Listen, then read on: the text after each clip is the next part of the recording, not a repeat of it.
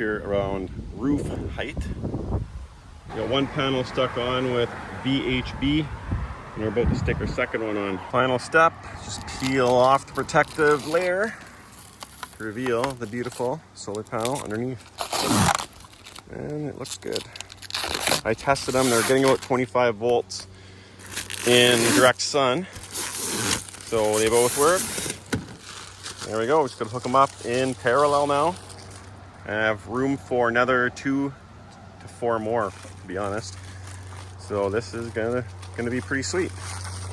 Off-grid camping.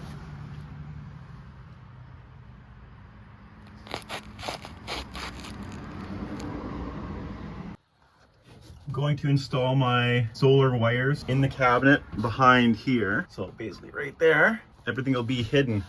Especially when I box this part in here. All the wires will all be hidden, and then they'll come down through the cabinet there, down just the wall, so won't be much to hide anyways. That's what I'm doing. So I gotta go saw another hole in the roof, coming through. Then I got the caps, those caps there. I'll throw those on, everything should be good.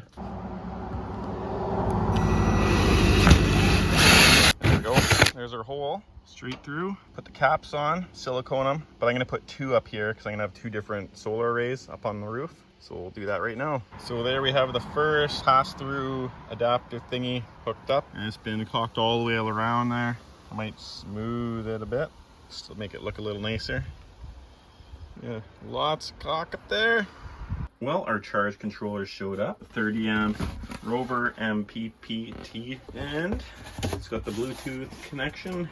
So you can monitor all that stuff, see what's in the box, the manuals and blah, blah, blah. There's the Bluetooth thing, put it aside. And our actual charge controller, temperature probe that doesn't shut off charging for lithium batteries, and the actual charger itself. We'll pull it out and we'll get the video going again. All right guys, so the charge controller is hooked up now, and I have a panel disconnect here, battery disconnect. I have a 250 amp breaker here. Some of these lines are going to change. This is just the temporary setup. Got the BT1 Bluetooth monitor, the shunt for the battery monitor, the temperature sensor, which is alongside the battery here. Reinstall it back into the floor, reconnect the panels, turn panels on and see what happens. Well, the heater is installed, and now I'm gonna add in another solar charge controller because I have 2 different arrays with 2 panels of 100 watt and 2 200 watts. So I have 600 combined. So I'm just gonna run the charge controllers in parallel. So I have a new board, and because I put the heater down below, I'm gonna put it on stilts so it sits a little bit higher than the heater. And that'll shorten up all these wires too, the main battery connection wires. I'm going to start by disconnecting everything from the panel here. So turn my battery off.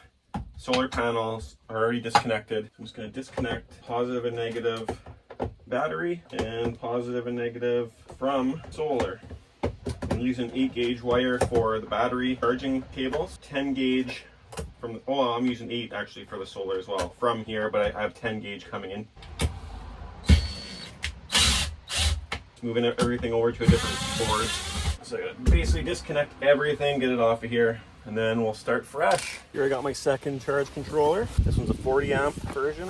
Same as the other one, but 40 amp. Get this thing all put together and mounted, and then we'll get back to it. All right, so far 30 amp. It's not hooked up to panels right now. The panels are ran up to the roof of the trailer, but there's nothing hooked up to it. This one has the 200 watt panels to it now, but I'm gonna switch this over to the 400 watts, and this will be with the 200 watt. This in series, that in series, and we should be good to go now. We have a 200 amp breaker there. That's worst case scenario. The panel disconnects our shunt. You have a heater with a fuse here. The other panel disconnects. So that's gonna go right over top of this diesel heater here and right next to our batteries. So that'll hold our batteries in place. When this panel's in here, this should fit perfectly below that deck here, and then there'll be another piece of wood over top where the bench will be. So it'll be all hidden. You lift the bench up and you get full access to all the wiring, everything in there.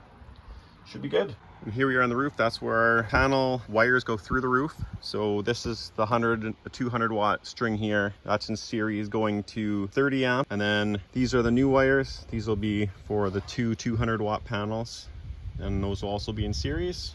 And we should be good to go with 600 watts feeding our 400 amp hour batteries. So we're pretty much done, except for I need to upgrade a few of the wires. That one there, because that's only a 1 gauge. And I need to go to 2 watt. And then I have 6 gauge going from the charge controller to my batteries, or to the positive and negative bus bar. And I have 8 gauge going in from the solar panel on both disconnects. So this one here with the 40 amp, we have 400 watts on the roof. The 30 amp, we only have 200 watts. With the combined 600 watts of solar, only 200 amp hours of batteries. Basically what I'm going to be doing is plugging my Shoreline into the 3000 watt power inverter down there, but I have it all fused, so we're not going to get 3000 watts out of it. Basically I put a limit to about 2500, and when this camper is running, we're only using 200 watts continuous. That's with a freezer and fridge and microwave. You turn the microwave on, obviously you use a lot more wattage, but yeah, so this is basically where we are. We just got to clean up some of the wires, tidy it up a bit, make it look a little nicer. But yeah, that's the setup for my camper. I'll show you the roof now. So here are the 200 watt panels and the 2 100 watt panels. So basically the complete roof is got panels on it, 600 watts.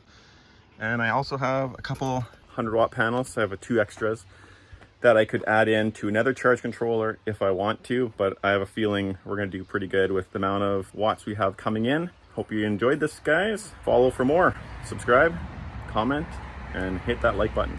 See you next time. Never go full retard.